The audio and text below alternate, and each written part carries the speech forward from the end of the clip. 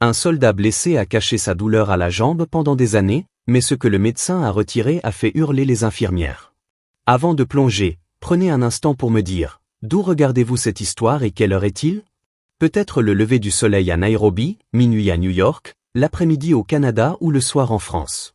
Ne vous contentez pas de la regarder en silence, laissez un commentaire ci-dessous et voyons quelle portée mondiale cette histoire a. Maintenant, plongez-vous et commençons. Le lieutenant Mathieu Lefebvre s'agrippa à la table d'examen jusqu'à ce que ses jointures blanchissent, voyant le visage du médecin passer de la curiosité professionnelle à la profonde inquiétude. 7 ans de clandestinité, 7 ans à porter ce fardeau secret. Et maintenant tout se dénouait dans un petit hôpital militaire du Colorado.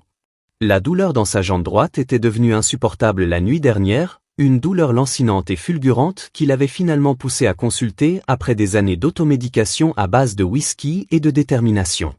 Le docteur Eleanor Blackwood pressa doucement son mollet, fronçant les sourcils lorsque ses doigts détectèrent quelque chose d'inhabituel sous le tissu cicatriciel. « Lieutenant, depuis combien de temps souffrez-vous autant ?» demanda-t-elle d'une voix posée et calme malgré l'inquiétude qui brillait dans son regard. Mathieu détourna le regard, la honte teintant son visage buriné. À 42 ans, il affichait toujours la posture rigide d'un soldat de carrière, mais les années passées à cacher sa souffrance avaient creusé de profondes rides autour de ses yeux et de sa bouche. Son régiment pensait que sa claudication occasionnelle était due à un ancien accident de cheval, où lui seul connaissait la vérité sur cette terrible journée au pied des montagnes afghanes. « Ça va et vient, madame, » répondit-il, son mensonge familier. « Ça a empiré ces derniers mois. » En vérité, la douleur n'avait jamais vraiment disparu depuis cette embuscade de 2018, mais admettre sa faiblesse n'était pas chose courante pour un officier décoré, surtout pour quelqu'un qui avait mené des hommes dans les conditions les plus difficiles. Son père, vétéran du Vietnam, le lui avait appris très tôt, les soldats endurent. Il ne se plaignit pas. Ils ne laissent certainement pas leurs blessures les mettre sur la touche quand d'autres dépendent de leur commandement. Alors, il avait serré les dents lors des promotions, des exercices d'entraînement, des nuits où la douleur était si intense qu'il devait mordre sa ceinture de cuir pour ne pas crier. Les doigts du docteur Blackwood s'enfoncèrent plus profondément, forçant Mathieu à inspirer brusquement. Elle recula, sa décision prise. « Il faut faire des radios immédiatement », dit-elle en griffonnant des notes dans son dossier. Et peut-être se préparer pour une opération ce soir. Le mot « opération » flottait entre eux, lourd de sous-entendus. Opération signifiait une libération pour raison médicale. Cela signifiait la fin de sa carrière. Cela signifiait trahir les hommes qu'il admirait, tout comme il avait trahi le caporal Baptiste ce jour-là dans les montagnes, lorsque tout avait basculé.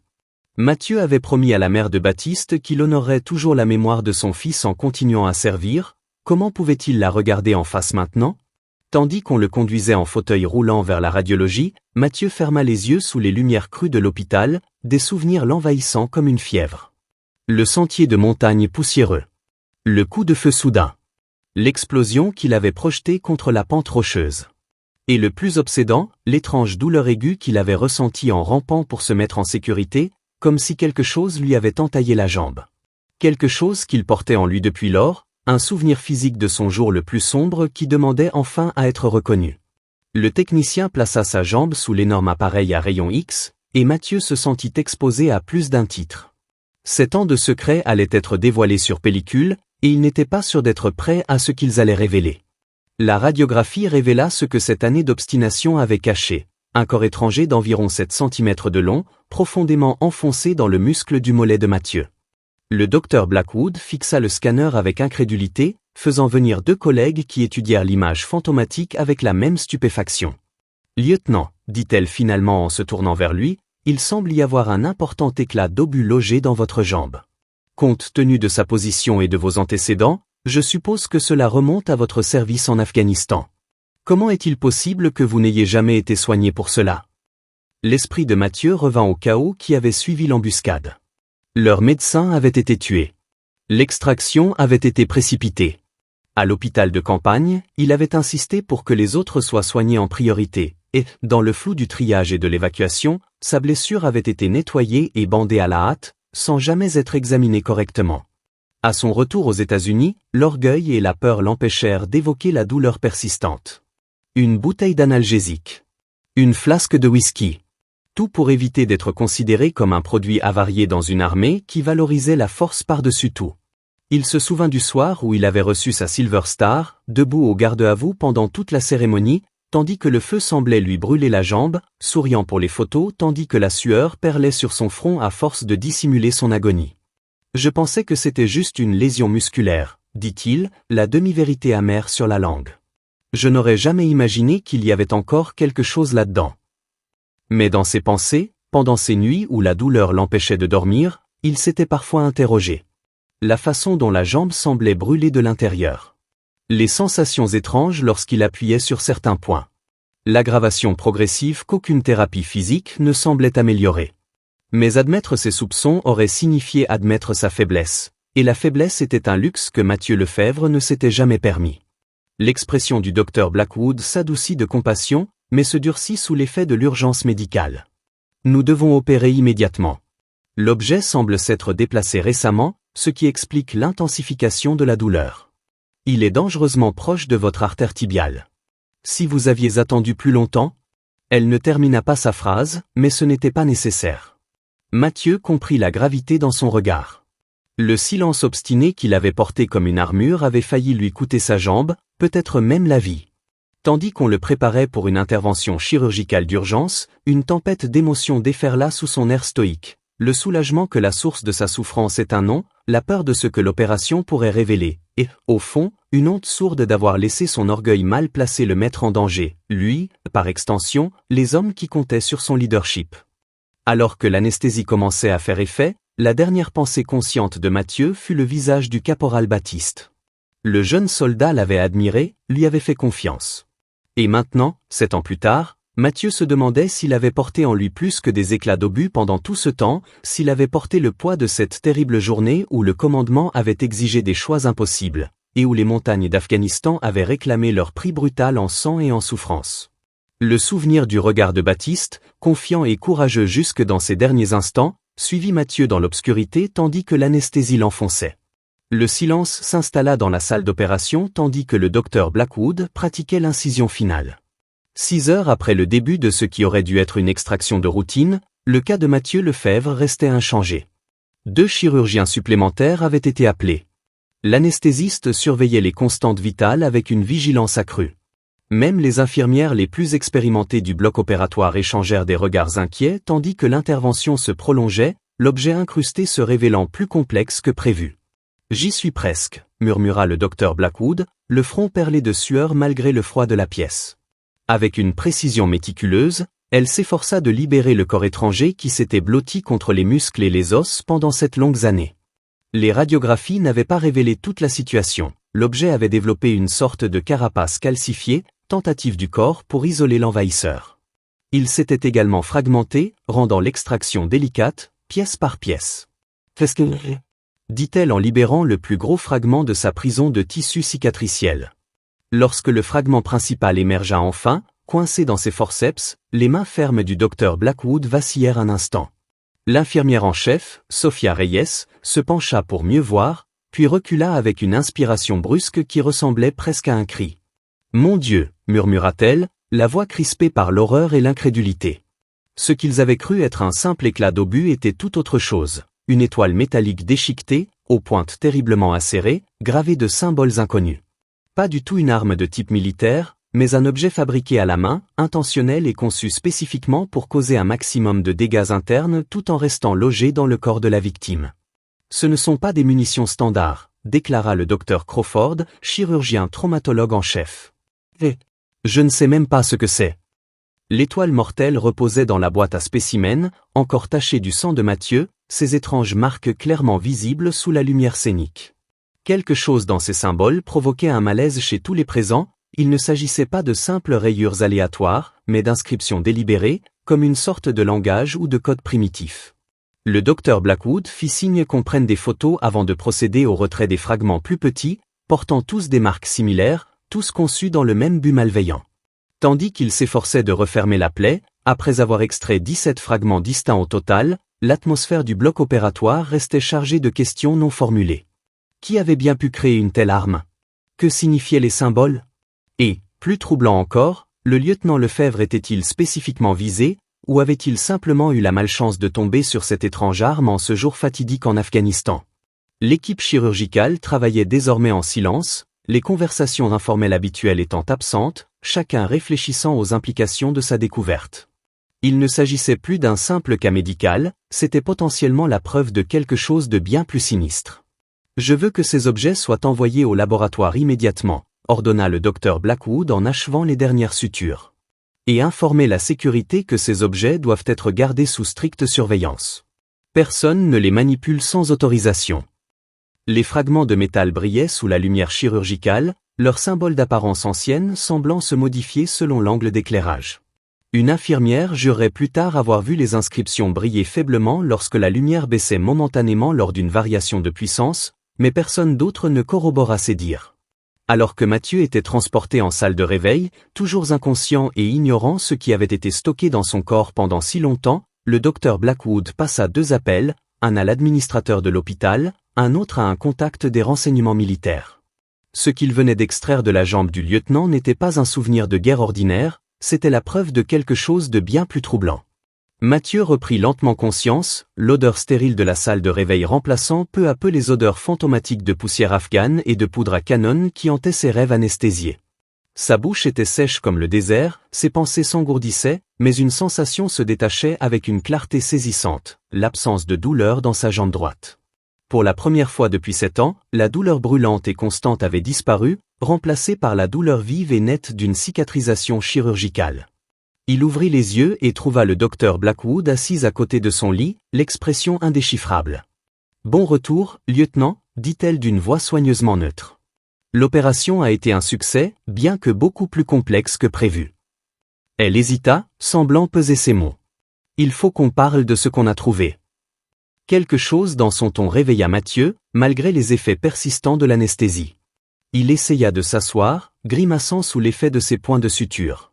Le docteur Blackwood le plaqua doucement contre les oreillers. « Doucement. Vous avez subi une intervention importante. 7 heures sur la table. » Elle attrapa une tablette, faisant apparaître des images qui glaçaient le sang de Mathieu. Les objets à l'écran n'étaient pas des éclats d'obus classiques, ils étaient délibérément fabriqués, malicieux dans leur conception. Le plus gros morceau, le métal en forme d'étoile avec ses étranges gravures, semblait le fixer d'un air accusateur depuis l'écran. « Lieutenant Lefebvre, reconnaissez-vous quelque chose à propos de ces objets? Avez-vous déjà vu des marques comme celle-ci » Mathieu fixait les images, une sueur froide perlant sur son front. Les symboles réveillèrent quelque chose en lui, pas vraiment une reconnaissance, mais un sentiment de terreur étrangement familier. « Non », répondit-il honnêtement, mais il... Sa voix s'éteignit, ne sachant comment expliquer sa réaction viscérale. Comment pouvait-il lui dire que la vue de ces symboles lui faisait ressentir la même peur qu'il avait éprouvée dans ces montagnes 7 ans plus tôt? Qu'il lui rappelait les étranges chants entendus juste avant l'embuscade, des sons qu'il avait pris pour le vent dans les vallées ou son imagination débordante? Le docteur Blackwood étudia son visage, son détachement clinique remplacé momentanément par une inquiétude sincère. Ce ne sont pas des armes conventionnelles, lieutenant. Il semble s'agir d'objets artisanaux et rituels. Le laboratoire les analyse actuellement, mais les premières analyses suggèrent qu'ils sont faits d'un alliage inhabituel, rarement utilisé en armement.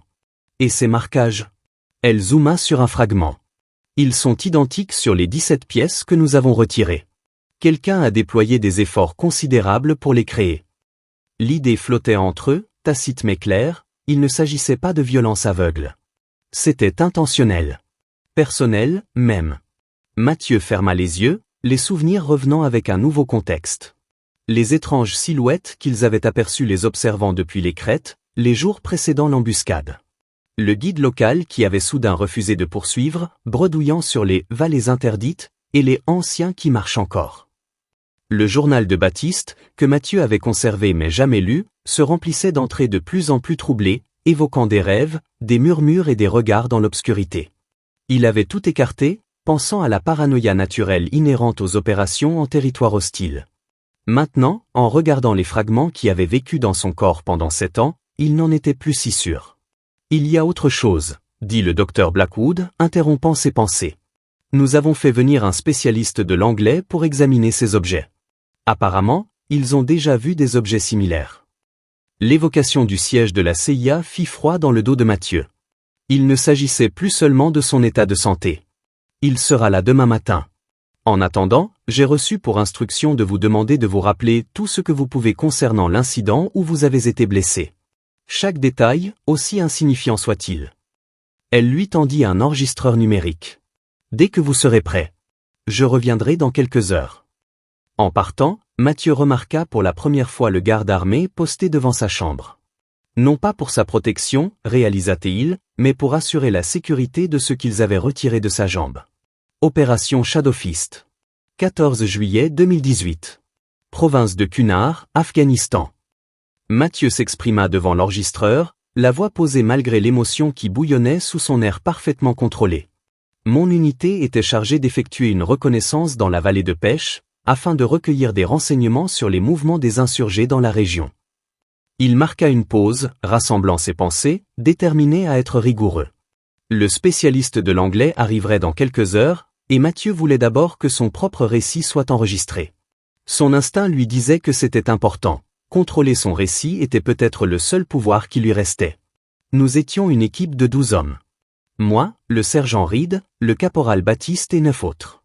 Notre guide était un homme du coin nommé Fahim, qui avait travaillé avec les forces de la coalition pendant des années. Mathieu ferma les yeux, se souvenant de l'homme nerveux, la cigarette perpétuelle et le regard nerveux. 3 jours après le début de la mission, Fahim a commencé à se comporter bizarrement. Il faisait sans cesse des détours, évitant certains chemins qui auraient été plus directs. Lorsque le sergent Reed l'a confronté, Fahim a seulement dit que certaines vallées étaient interdites, qu'il y avait des endroits dans ces montagnes où les anciens marchaient encore. Nous avons pris cela pour une superstition locale. Le souvenir de ce qui s'était passé ensuite fit serrer la main de Mathieu sur l'enregistreur. Le 4e jour, nous sommes entrés dans une vallée étroite qui n'était indiquée sur aucune de nos cartes. Fahim s'est agité, refusant de continuer. Il n'arrêtait pas de pointer du doigt d'étranges marques gravées dans la roche, des marques semblables à celles que vous avez trouvées sur ma jambe. Cette prise de conscience frappa Mathieu avec force, et il dut s'arrêter pour reprendre son souffle. Ces symboles étaient là, juste devant eux, un avertissement qu'ils avaient tous ignoré. J'ai ordonné à l'équipe de continuer sans lui.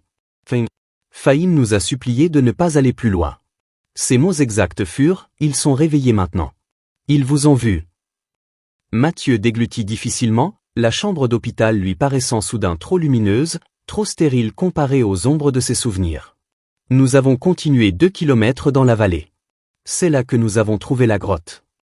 Même aujourd'hui, 7 ans plus tard, l'image restait vive, l'obscurité anormale de l'ouverture, l'étrange disposition des pierres autour de l'ouverture, le silence des oiseaux à leur approche. Ce n'était pas dans nos renseignements. Baptiste voulait enquêter, il a dit que c'était peut-être un repère d'insurgés. Je lui ai donné l'autorisation d'emmener 2 hommes et de mener une reconnaissance préliminaire pendant que nous autres sécurisions le périmètre. La suite fut la plus difficile à retenir, non pas parce que le souvenir était vague, mais parce qu'elle était trop vive, trop douloureuse. Ils étaient à l'intérieur depuis une dizaine de minutes quand nous avons entendu les cris. Pas des coups de feu, des cris. J'ai ordonné au sergent Reed de maintenir la position avec 4 hommes pendant que je prenais les 3 autres pour extraire l'équipe de Baptiste. Nous étions à 20 mètres de la grotte lorsque l'embuscade a éclaté. La voix de Mathieu vacilla pour la première fois. Sauf que ce n'était pas vraiment une embuscade. Il n'y a pas eu de coup de feu, du moins pas au début. Juste, des objets, lancés depuis les crêtes. De petites étoiles métalliques tournoyaient dans les airs. 2 de mes hommes sont tombés immédiatement. J'ai senti quelque chose me heurter la jambe, mais j'ai continué à avancer. Le rapport officiel avait qualifié l'attaque d'insurgés, mais Mathieu n'en avait jamais été totalement convaincu. Quand nous avons atteint l'entrée de la grotte, c'est là que les coups de feu ont commencé, mais ils venaient de l'intérieur. Baptiste tirait sur quelque chose dans l'obscurité. J'ai aperçu un mouvement, des formes qui semblaient trop grandes, trop fines pour être humaines. Puis l'explosion a eu lieu. Il n'avait jamais déterminé s'il s'agissait d'une grenade ou d'un engin explosif improvisé, se souvenant simplement de la force de choc qu'il avait projetée en arrière, l'entrée de la grotte s'effondrant dans une pluie de pierres et de poussière. J'étais le seul survivant de l'équipe d'extraction. Le sergent Reed et ses hommes ont réussi à me sortir sous un feu nourri depuis les crêtes. Arme conventionnelle à ce moment-là, AK-47, RPG. Nous n'avons jamais retrouvé les corps de Baptiste ni des autres dans la grotte. Mathieu arrêta l'enregistrement, épuisé. Il avait omis certains détails, les chants étranges et rythmés qui résonnaient dans la vallée pendant leur retraite, les silhouettes incroyablement hautes se déplaçant avec une grâce inhumaine le long des crêtes, les rêves qui le hantent depuis. Certaines choses ne pouvaient être expliquées par un rapport officiel, ne pouvaient être réduites à des faits et à des horodatages. Certaines horreurs ne vivaient que dans l'espace entre ce qui pouvait être rapporté et ce qui était réellement vécu. Le colonel Victor Rousseau n'avait pas l'air d'un analyste de la CIA. Avec son visage buriné, ses mains calleuses et sa jambe gauche légèrement boiteuse, il ressemblait davantage à un soldat de carrière qu'à un officier de renseignement.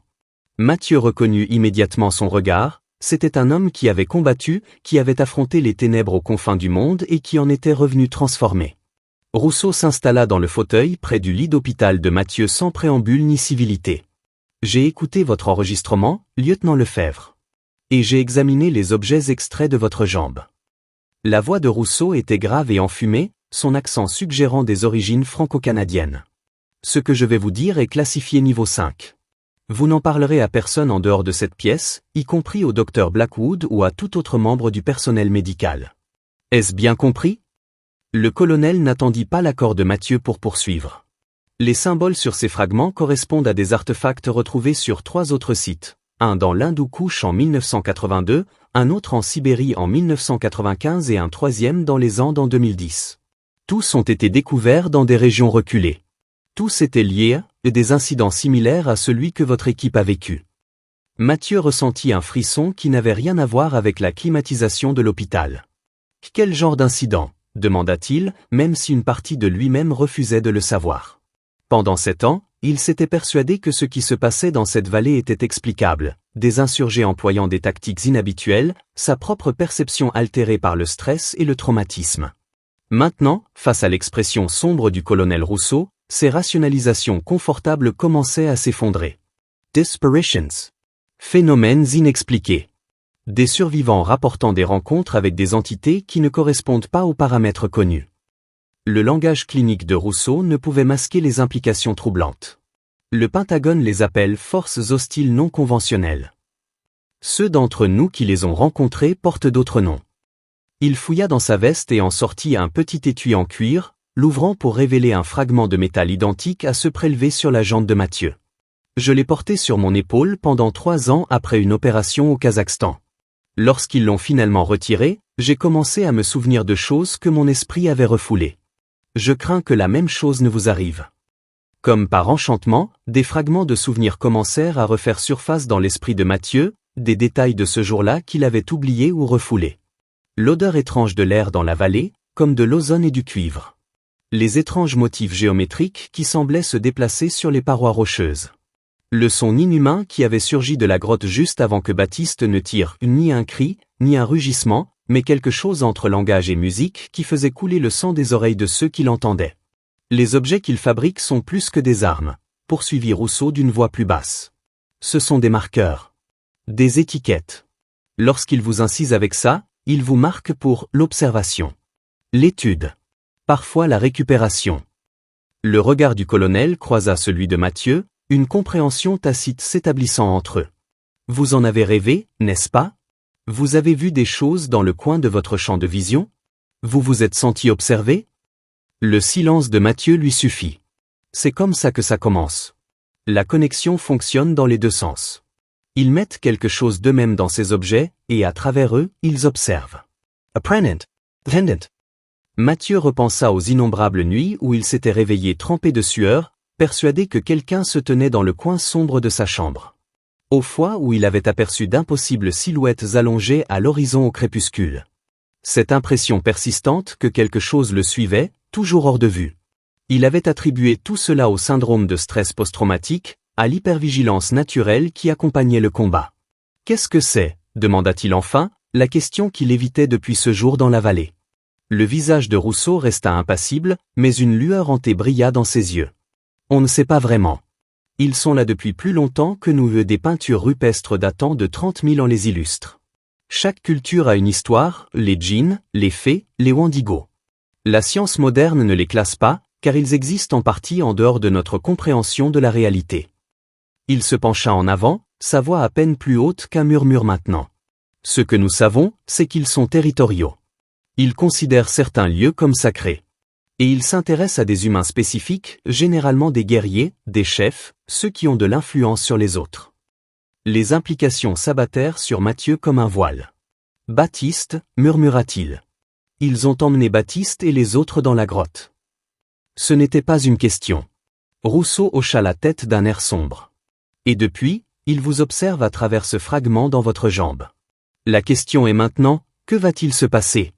Maintenant que leur lien avec vous est rompu, comment vont-ils réagir? » L'expression du colonel suggérait qu'il connaissait déjà la réponse, et ce n'était pas rassurant. « Vous devez vous préparer, lieutenant. Ils n'abandonnent pas facilement leurs victimes. » Cette nuit-là, pour la première fois depuis 7 ans, Mathieu rêva avec une clarté parfaite. Non pas les cauchemars fragmentés qui le hantaient depuis l'Afghanistan, mais quelque chose de plus cohérent, de plus terrifiant par sa précision. Il se tenait de nouveau à l'entrée de la grotte, mais cette fois, il était seul. Pas de Baptiste, pas d'équipe, juste l'obscurité surnaturelle qui l'appelait de l'intérieur. Quelque chose bougeait dans cette obscurité, de grandes silhouettes squelettiques aux articulations démesurées, leur peau tel un vieux parchemin tendu sur des géométries impossibles. Elles parlaient sans parler, leurs pensées pénétrant directement son esprit, anciennes et étrangères, et pourtant familières. « Nous avons été patients », lui dirent-ils d'une voix collective, ni masculine ni féminine, mais quelque chose entre les deux, au-delà. « Nous avons observé à travers notre éclat, appris tes manières, tes faiblesses, tes forces. Tu as été choisi, Mathieu Lefebvre. Marqué. Mais maintenant, notre lien est rompu et l'équilibre doit être rétabli. » Dans le rêve, ils le saisirent de leurs doigts incroyablement longs, et Mathieu ressentit le désir de les suivre, de comprendre enfin les mystères qui le tourmentaient depuis ce jour dans la vallée. Puis une main l'agrippa par l'épaule, le tirant de l'entrée de la grotte, et il se réveilla en sursaut, trouvant le colonel Rousseau debout au-dessus de son lit d'hôpital. « Tu hurlais dans ton sommeil, » dit Rousseau d'un ton neutre, relâchant l'épaule de Mathieu. « Tu parlais aussi. Dans une langue que je n'ai entendue qu'une seule fois, de la bouche d'un officier des Spetsnaz mourant en Sibérie. » L'expression du colonel était sombre dans la pénombre de la chambre d'hôpital. « Ça commence déjà. Plus vite que prévu. Ils te cherchent par les chemins du rêve, maintenant que leur lien physique a disparu. » Mathieu se redressa, sa blouse d'hôpital trempée de sueur, le cœur battant la chamade. « On m'a dit que j'étais choisi. Marqué. Il faut rétablir cet équilibre. » Ces mots lui firent froid dans le dos. Qu'est-ce que ça veut dire? Ça veut dire qu'on a peu de temps. Rousseau consulta sa montre. Habiltoy. On part dans 5 minutes. Il jeta un sac de sport sur le lit. Des vêtements, des bottes, des affaires de première nécessité. Il y a un centre sécurisé dans le Montana où nous pourrons mieux te protéger en attendant de trouver une solution. Alors que Mathieu enfilait les vêtements fournis, grimaçant sous l'effet de ce mouvement qui sollicitait sa plaie chirurgicale, une pensée troublante lui traversa l'esprit. Baptiste et les autres disparus dans la grotte, sont-ils encore en vie? La question le hantait depuis 7 ans, mais elle avait désormais un poids nouveau, de nouvelles implications. Rousseau s'arrêta devant la porte, l'expression indéchiffrable. « Définissez vivant, dit-il finalement. Leur corps? Peut-être. Leur conscience? Presque certainement. Mais sont-ils encore humains d'une manière que nous pourrions reconnaître? » Il laissa cette pensée en suspens entre eux. Les entités auxquelles nous avons affaire existent en partie en dehors de notre compréhension du temps et de la réalité physique. Elles perçoivent la mort différemment. Pour elles, la conscience, malléable. Transférable. Mathieu termina de se penser, testant son poids sur sa jambe blessée. La douleur chirurgicale était présente, mais supportable, rien comparé à la douleur brûlante qu'il avait endurée pendant des années avec le fragment à l'intérieur de lui. « Tu ne m'as toujours pas dit ce qu'ils veulent. Pourquoi marquer certaines personnes? Pourquoi nous surveiller? » Parce qu'ils se préparent, fit une nouvelle voix depuis l'embrasure de la porte. Le docteur Blackwood se tenait là, mais quelque chose avait changé chez elle. Sa posture était trop rigide, ses yeux trop écarquillés. Lorsqu'elle reprit la parole, sa voix avait la même tonalité que celle du rêve de Mathieu, ni masculine ni féminine, à la fois ancienne et nouvelle. Il se prépare au retour. Au réveil. Au souvenir. Sa tête s'inclina dans un angle inhabituel. Et toi, Mathieu Lefebvre, tu devais être leur général. Leur pont entre les mondes. Celui qui mènerait les armées vers les lieux sacrés lorsque les étoiles se seraient à nouveau alignées. Rousseau se déplaça avec une rapidité surprenante pour un homme de son âge, se plaçant entre Mathieu et le médecin. « Combien êtes-vous » demanda-t-il, sa main se posant dans le bas de son dos où Mathieu aperçut la silhouette d'une arme dissimulée. Le docteur Blackwood ou ceux qui utilisaient son corps affichaient un sourire narquois. Nous sommes innombrables. Nous sommes patients. Nous avons attendu des millénaires pour trouver le bon alignement, et nous ne nous laisserons pas renier maintenant. Son regard se fixa sur Mathieu, brûlant d'une intensité inhumaine. Tu ne peux échapper à ce que tu deviens, soldat. L'éclat a peut-être disparu, mais son œuvre est achevée. La transformation a déjà commencé. De l'extérieur, le centre du Montana ressemblait à une station de recherche de montagne ordinaire, un ensemble de bâtiments utilitaires nichés dans une vallée reculée, entourés de forêts de pins et de sommets escarpés. Seul le triple périmètre de clôtures électrifiées, les caméras de sécurité camouflées et les gardes lourdement armés au poste de contrôle suggéraient sa véritable fonction. Mathieu resta assis en silence pendant le vol en hélicoptère depuis le Colorado, digérant encore l'horreur de ce qui s'était passé à l'hôpital. Le docteur Blackwood et 3 agents de sécurité étaient morts, leur corps déformé d'une manière que l'anatomie humaine ne devrait pas permettre. Rousseau, efficace et impassible, éliminait la menace, révélant une facette de l'agent de renseignement qui confirmait les soupçons de Mathieu sur ses origines. Ce complexe a été créé en 1987, expliqua Rousseau tandis qu'il franchissait de multiples points de contrôle de sécurité. À l'origine, il s'agissait d'un projet conjoint entre la CIA et le département de l'énergie, officiellement consacré à la recherche sur les anomalies atmosphériques. En réalité, c'est là que nous étudions les entités et leurs artefacts. Il conduisit Mathieu à travers des portes en acier menant à ce qui semblait être une aile médicale, bien que l'équipement paraisse plus sophistiqué que tout ce que Mathieu avait vu auparavant. Vous allez subir un examen complet ici. Nous devons déterminer précisément les modifications que le fragment a provoquées dans votre système. Mathieu marqua une pause, réfléchissant aux implications. Des changements? Quel genre de changements? L'expression de Rousseau resta soigneusement neutre. Toute personne portant un de leurs éclats pendant une période prolongée subit des altérations physiologiques. Une perception sensorielle accrue. Une activité neuronale accrue dans des régions du cerveau généralement considérées comme dormantes. Certains déclarent développer des capacités qui défient toute explication conventionnelle. Il désigna un laboratoire vitré où des techniciens en combinaison de protection travaillaient avec des objets similaires à ceux retirés de la jambe de Mathieu. Nous étudions ces artefacts depuis des décennies, essayant de comprendre leur composition et leur fonction. Ce que nous savons, c'est qu'ils sont conçus pour réécrire progressivement la biologie humaine, créant des hybrides capables de servir d'intermédiaires entre notre monde et le leur. Le détachement clinique dans la voix de Rousseau ne pouvait masquer l'horreur de ce qu'il décrivait. Mathieu repensa aux rêves étranges, aux sensations qu'il avait prises pour un syndrome de stress post-traumatique, au moment où il avait su des choses qu'il n'aurait pas dû savoir. « Êtes-vous en train de dire que je deviens l'un d'eux » La question surgit comme un murmure. Pas exactement. Plutôt un pont entre les espèces. Un traducteur. Un ambassadeur. Rousseau le conduisit à une salle d'examen où une équipe médicale l'attendait. Chacun de ceux qui ont porté un éclat réagit différemment. Certains luttent contre les changements, d'autres les acceptent. Certains se perdent complètement. Il croisa le regard de Mathieu pour la première fois depuis leur sortie de l'hôpital. Mais toi, tu es unique.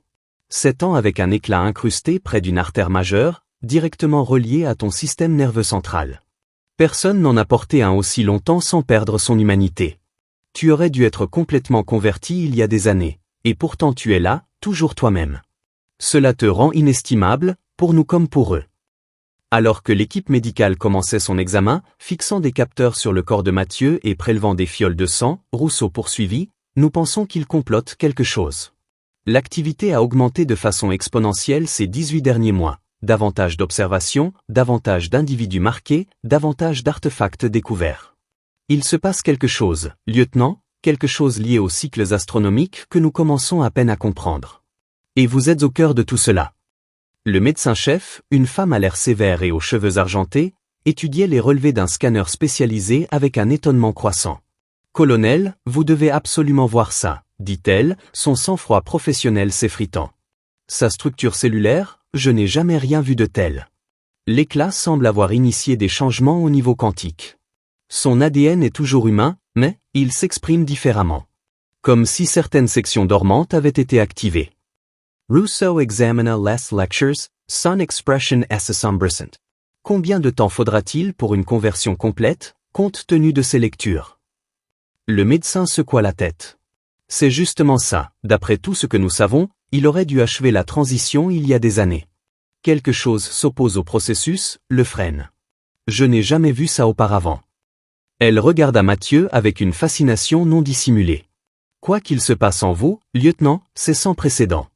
Vous n'êtes ni pleinement humain, ni pleinement converti. Vous êtes quelque chose entre les deux, quelque chose de nouveau. Ces mots auraient dû terrifier Mathieu, mais au lieu de cela, il sentit un calme étrange l'envahir. Les pièces du puzzle se mettaient enfin en place, les sensations étranges, les rêves, les instants de connaissance impossibles. Pendant 7 ans, il avait lutté non seulement contre sa douleur physique, mais aussi contre sa propre nature en pleine transformation, livrant un combat dont il n'avait même pas eu conscience. Baptiste, dit-il soudain, le nom surgissant d'un profond secret. Il est toujours en vie, n'est-ce pas? Ils l'ont gardé toutes ces années. Le regard perçant de Rousseau confirma ce que Mathieu savait déjà. Comment as-tu compris cela? Je le sens, répondit simplement Mathieu. J'ai toujours pu le sentir, mais je ne comprenais pas ce que c'était. Ce lien, cette présence aux confins de ma conscience. C'est Baptiste, mais, changé. Attendant. Il soutint le regard de Rousseau sans broncher. Ils veulent que je le retrouve. Pour achever ce qui a commencé dans cette vallée il y a 7 ans. C'est pour ça qu'ils m'ont marqué. Pendant 3 jours, Mathieu subit des tests et des examens tandis que Rousseau et son équipe analysaient les résultats. L'établissement vibrait d'une énergie nerveuse, le personnel parlant à voix basse lorsqu'il pensait que Mathieu ne pouvait pas les entendre. Mais ses sens s'étaient affinés depuis le retrait du tesson, un autre signe des changements qui s'opéraient en lui. Il pouvait désormais entendre les conversations à travers les murs, voir dans l'obscurité quasi totale, percevoir les états émotionnels de ceux qui l'entouraient comme des auras de différentes couleurs. Ses capacités l'auraient fasciné en d'autres circonstances.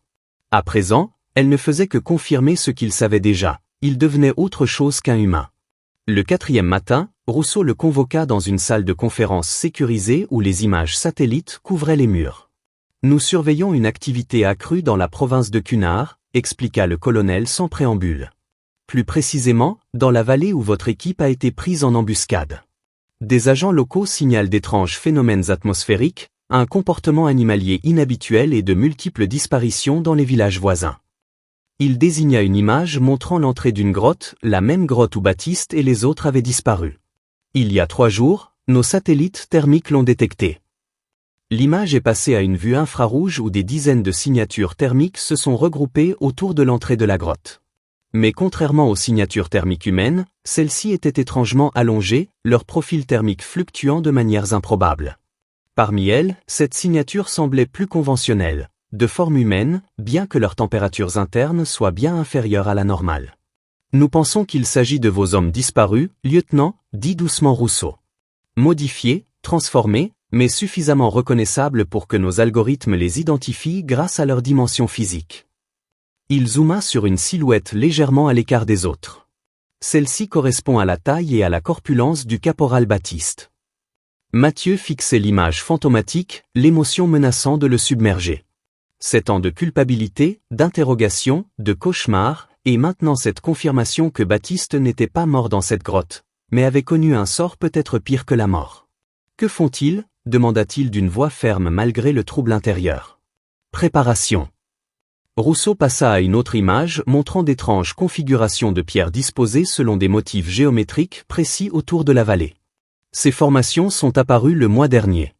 Elles correspondent à des positions d'étoiles spécifiques qui se produiront dans 3 semaines, une configuration céleste qui se produit une fois tous les 317 ans. Nos analystes pensent qu'il s'agit d'une sorte de porte. Un amincissement des barrières entre les dimensions. La révélation aurait dû paraître absurde, remettre en question tout ce que Mathieu comprenait de la réalité. Au contraire, elle résonnait avec une conscience profonde qui grandissait en lui depuis le retrait de l'éclat. Ils ont besoin de moi là-bas, dit-il, non pas une question, mais une constatation. Quand l'alignement aura lieu. C'est pour ça qu'ils m'ont marqué, pour ça qu'ils m'observent depuis toutes ces années. Je suis censé les aider à ouvrir cette porte. L'expression de Rousseau se durcit. C'est précisément pourquoi nous ne pouvons pas laisser cela se produire. Quoi qu'il y ait de l'autre côté de cette porte, lieutenant, ce n'est pas censé être ici. Les perturbations écologiques, géologiques et sociétales seraient catastrophiques. Il posa une main sur l'épaule de Mathieu. Nous préparons une opération. Une équipe d'intervention se déploiera dans la vallée avant l'alignement, placera des engins nucléaires tactiques au point clé et fera s'effondrer tout le système de grotte. C'est le seul moyen d'en être certain. Les mots frappèrent Mathieu comme des coups physiques. Des armes nucléaires. La destruction d'une vallée entière. L'annihilation de ce qui restait de Baptiste et des autres. Et plus profondément encore, un sentiment viscéral d'injustice émanait des parties altérées de lui-même, celles qui comprenaient, à un niveau fondamental, ce que les entités tentaient de faire. Il doit y avoir une autre solution, dit-il, sans pouvoir exprimer clairement pourquoi il en était si certain. Il n'y en a pas. Le ton de Rousseau ne laissait aucune place au débat. Nous avons déjà rencontré ce genre de situation. Au Kazakhstan. En Sibérie. Dans les Andes. Le confinement et l'élimination sont les seules stratégies efficaces. Il observa attentivement le visage de Mathieu. Vous ressentez cette attirance, n'est-ce pas? Cette pulsion de les protéger, de les aider? C'est la programmation du fragment qui s'affirme. Combat is law, Lieutenant. Souvenez-vous de qui vous êtes. Souvenez-vous de votre devoir. Mathieu ferma les yeux, essayant de démêler les pulsions contradictoires qui l'habitaient. Le soldat qui avait compris la nécessité du plan de Rousseau. L'homme qui avait mené d'autres personnes dans cette vallée et les avait perdues. L'être hybride qu'il était en train de devenir, un pied dans le monde des humains et l'autre dans un monde totalement différent. Lorsqu'il rouvrit les yeux, il avait pris une décision qui déterminerait non seulement son destin, mais potentiellement celui des mondes. Je dois y aller, dit-il finalement. Non pas pour les aider à ouvrir cette porte, mais pour comprendre ce qui se passe réellement. Pour retrouver Baptiste et les autres, s'ils existent encore sous une forme identifiable. Pour voir de mes propres yeux à quoi nous avons affaire avant de nous engager à larguer des armes nucléaires sur un territoire étranger souverain. Il soutint le regard sceptique de Rousseau. Vous avez dit vous-même que j'étais unique, que j'avais résisté au processus de conversion complète comme personne d'autre. Cela fait de moi la personne idéale pour établir un contact, pour négocier si possible. Négocier? Le rire de Rousseau était dénué d'humour. Ces entités ne négocient pas, lieutenant. Elles vivent à une échelle de temps et de perception différentes. Les préoccupations humaines ne comptent pas pour elles. Alors pourquoi marquer les humains, rétorqua Mathieu. Pourquoi nous surveiller? Pourquoi créer des ponts entre nos espèces? Il y a quelque chose qui nous échappe, colonel. Un but autre que la simple ouverture d'une porte entre les mondes. Il désigna les images satellites. Vous observez une activité accrue actuellement, mais ces entités sont là depuis des millénaires, selon vos propres renseignements. Si l'invasion ou la conquête était leur objectif, pourquoi attendre? Pourquoi ce processus complexe de marquage et de conversion des individus? Le silence de Rousseau suggérait que la question lui était venue à l'esprit. Que proposez-vous exactement, lieutenant? Envoyez-moi avec votre équipe d'intervention. Laissez-moi prendre contact. Si je constate qu'il n'y a pas de solution pacifique, j'aiderai moi-même à placer les engins. Mathieu soutint le regard du colonel. Mais s'il y a une chance de comprendre leurs véritables intentions, de trouver une alternative sans armes nucléaires, ne nous devons-nous pas d'essayer? La salle de conférence se tut tandis que Rousseau examinait la proposition, soupesant les risques et les avantages potentiels. Finalement, il hocha la tête, sa décision prise. 2 semaines de préparation intensive. Ensuite, vous partirez avec l'équipe. Mais comprenez bien, lieutenant, si, à un moment donné, je détermine que vous avez été compromis, si vous donnez le moindre signe de priorité à leurs intérêts, la mission se poursuivra sans vous. Et vous ne serez pas extrait. C'est clair? Limpide, monsieur. Mathieu sentit un poids se dégager de ses épaules, tandis qu'un nouveau poids prenait sa place. Il retournait dans la vallée où tout avait changé 7 ans plus tôt. Dans la grotte où Baptiste avait disparu. De retour pour affronter ce qui l'attendait entre les mondes. Et malgré tout la peur, l'incertitude, la conscience de ce qu'il devenait, il se sentait prêt. Pour la première fois depuis 7 ans, le chemin semblait clair. L'hélicoptère Chinook vrombissait dans le ciel nocturne, ses vibrations faisant claquer les dents de Mathieu tandis qu'il vérifiait son équipement une dernière fois. À ses côtés étaient assis 5 agents des forces spéciales, le visage masqué par des équipements de vision nocturne sophistiqués, le corps hérissé d'armes et de capteurs. Aucun d'eux ne connaissait la vérité sur la mission ni sur Mathieu lui-même, On leur avait seulement dit qu'ils accompagnaient un spécialiste chargé d'enquêter sur une activité terroriste inhabituelle dans une vallée reculée. Les engins nucléaires, camouflés en matériel de prospection géologique, reposaient dans des caissons renforcés sous leurs pieds. Plus que 5 minutes avant la zone de largage, grésillait la voix du pilote dans son casque. Les conditions météorologiques se dégradent.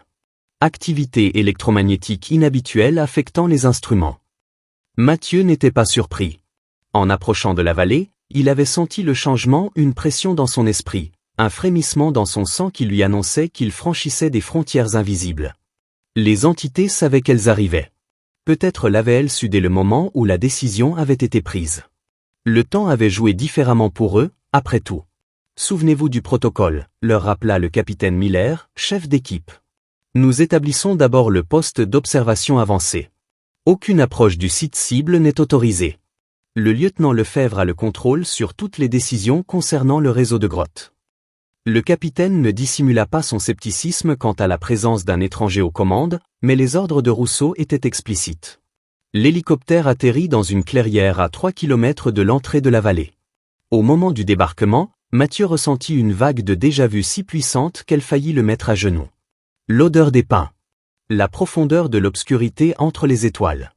La silhouette lointaine des montagnes se découpant dans le ciel nocturne.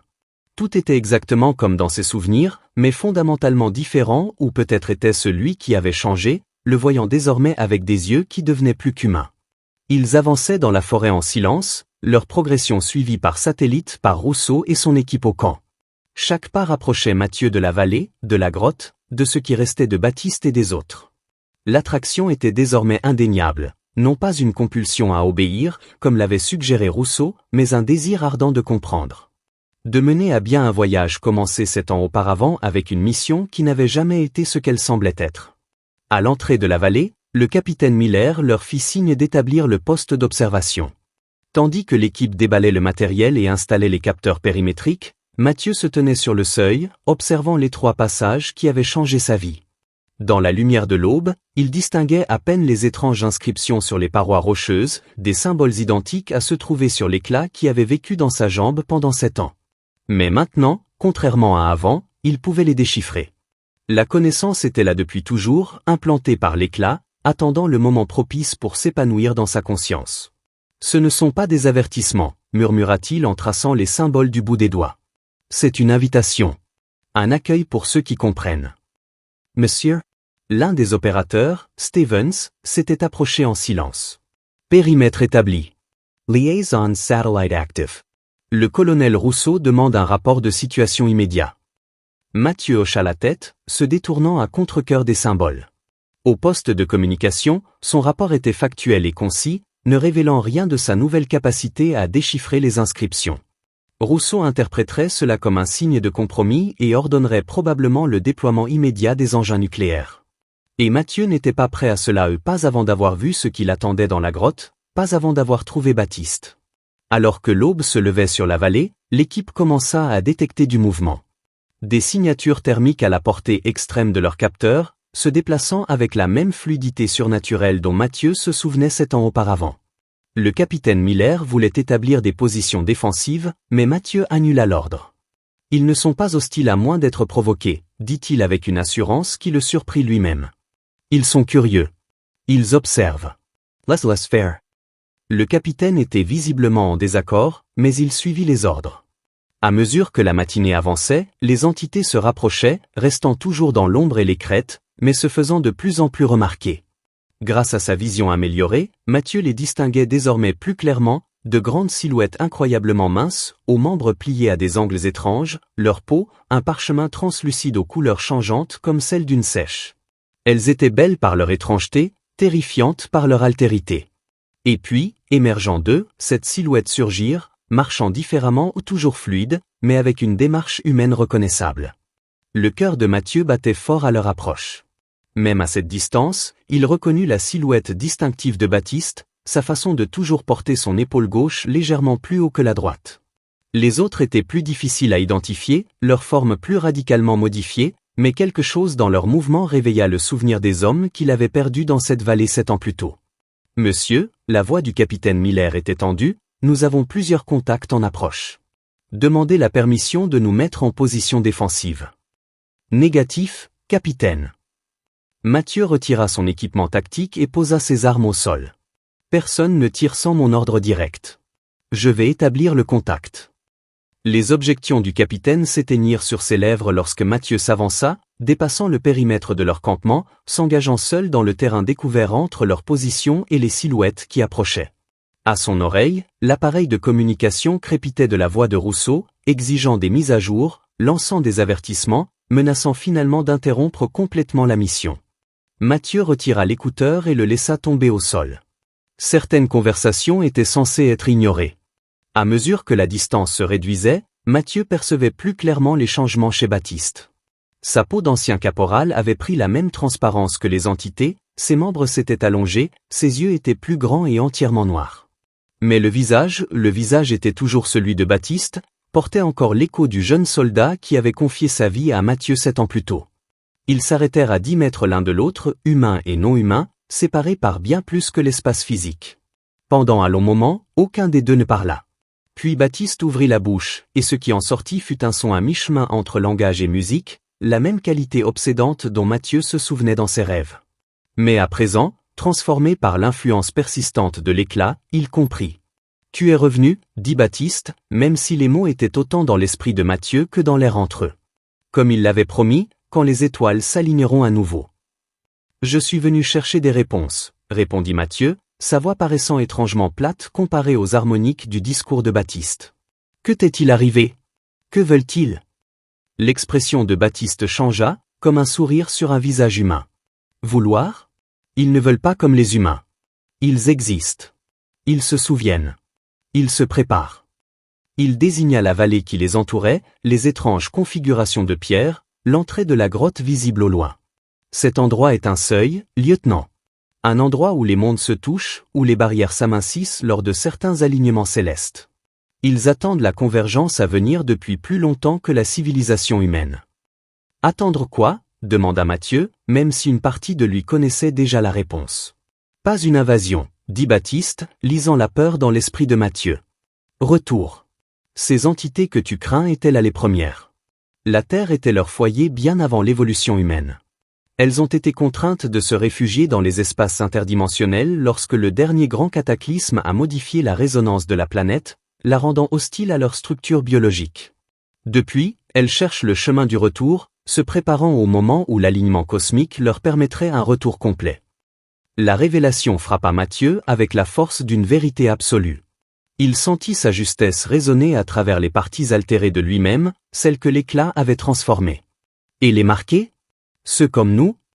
Des ponts, répondit simplement Baptiste. Les humains ont été modifiés pour survivre dans les deux mondes, pour faciliter la transition, pour empêcher le choc du contact de détruire les deux espèces. Ils nous ont créés depuis des millénaires, lieutenant. Ils se préparent à un retour qui ne se terminerait pas par une guerre. Mathieu pensa aux engins nucléaires qui attendaient dans leurs étuis, à la détermination de Rousseau à empêcher ce qui allait se produire dans cette vallée. À la peur instinctive de l'inconnu chez l'humanité, à sa tendance à détruire ce qu'elle ne comprend pas. Mon peuple projette de faire s'effondrer ces grottes pour empêcher l'alignement d'ouvrir la porte. Il croit que vos « amis » sont une menace pour l'humanité. L'expression de Baptiste ne trahissait aucune surprise. Bien sûr que oui. La peur est la réaction naturelle à la différence. Il tendit une main au plus longue qu'une main humaine, avec une articulation supplémentaire à chaque doigt, mais toujours reconnaissable comme une main. Mais vous savez mieux maintenant, n'est-ce pas, lieutenant ? Vous pouvez sentir la vérité à travers ce que l'éclat a éveillé en vous. Vous savez qu'il existe un autre chemin. Et Mathieu le savait. Debout là, entre les mondes, entre les identités, il comprit avec une clarté soudaine qu'elle avait toujours été son rôle. Pas un général menant des armées vers des lieux sacrés, comme le prétendait la forme possédée du docteur Blackwood. Pas un converti aveugle au service de maîtres extraterrestres. Mais un véritable pont, quelqu'un capable de se tenir entre les deux mondes et de les aider à se comprendre. Quelqu'un capable d'empêcher la peur et la violence qui accompagnaient toujours le premier contact entre différentes espèces. Le choix qui s'offrait à lui était monumental. Retourner dans l'équipe, suivre le plan de Rousseau, détruire ce seuil et tous les êtres qui y étaient liés. Ou s'avancer, accepter la main tendue de Baptiste et prendre part à un événement sans précédent, les retrouvailles pacifiques des premiers enfants de la Terre avec leur foyer ancestral, par l'intermédiaire des êtres hybrides qu'ils avaient si soigneusement créés au fil des millénaires. Alors que le soleil atteignait son zénith au-dessus de la vallée, le lieutenant Mathieu Lefebvre fit son choix, un choix qui déterminerait non seulement son propre destin, mais aussi potentiellement la relation future entre deux espèces intelligentes partageant un même monde. Il tendit la main et prit celle de Baptiste.